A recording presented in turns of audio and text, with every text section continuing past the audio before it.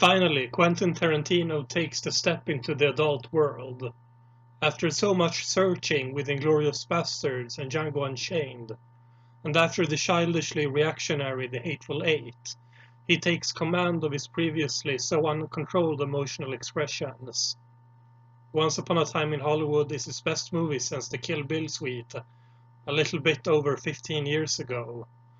Once Upon a Time in Hollywood, according to the marketing, is about Rick Dalton, played by one unusually brilliant Leonardo DiCaprio, an actor going downward after a successful TV western a few years earlier, and his stuntman Cliff Booth, played by the immensely beautiful and deeply eroticized Brad Pitt in the film, and how their story coincides with the breakthrough of the sectarian Manson family during the summer of 1969.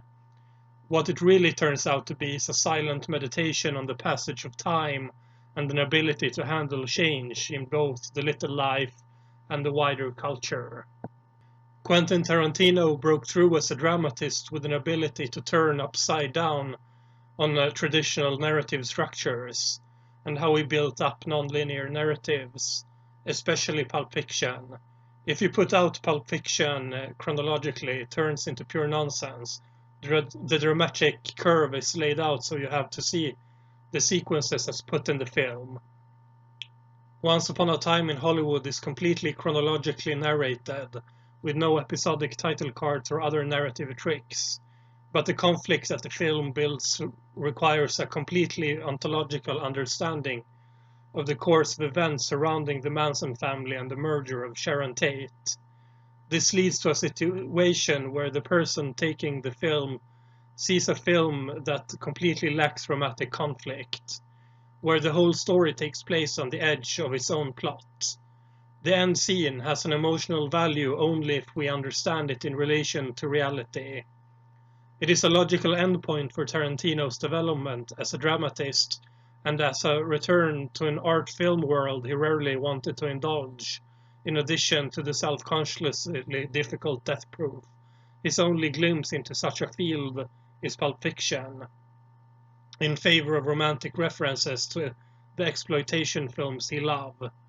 The scene where Brad Pitt drives around the reconstructed LA in 1969 are many, long and beautiful. In one scene, Margot Robbie's Sharon Tate visits a movie theater where she watches the movie The Wrecking Crew from 1968, in which she plays one of the roles, and she sees the real Tate on the screen. Richard Brody from The New Yorker does a reading of the scene where Tate becomes a blonde fool who can only enjoy the sight of himself, like in a mirror. But there is a fragile naivete that such an act carries for a young artist. I imagine the feeling of a novelist who sees their first book in the bookstore and has to browse a copy.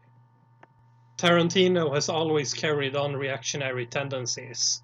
During the 1990s, he was able to hide behind the zeitgeist's popularization of postmodernity's distancing and irony.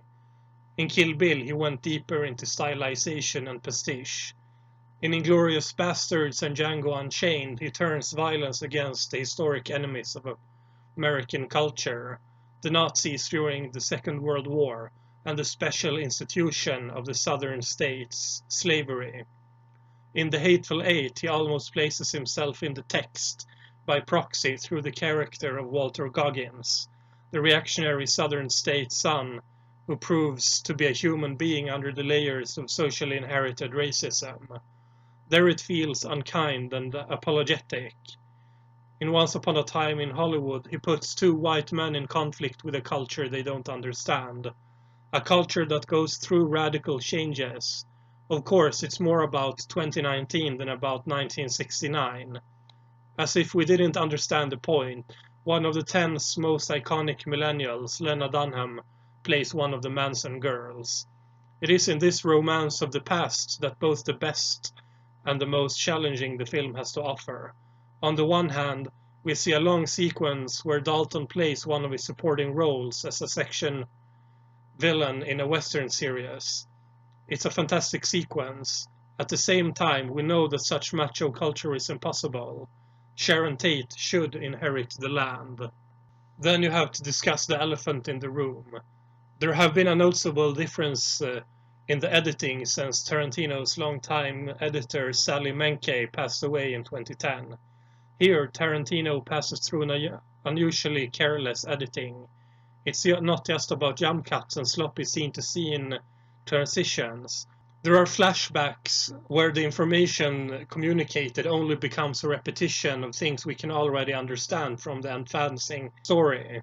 The question now is what path he has left to take. The logical conclusion, perhaps, is to make the Star Trek movie he talked about as the puncture of his career that he promised the next 10th, and according to himself, last movie he promised to make.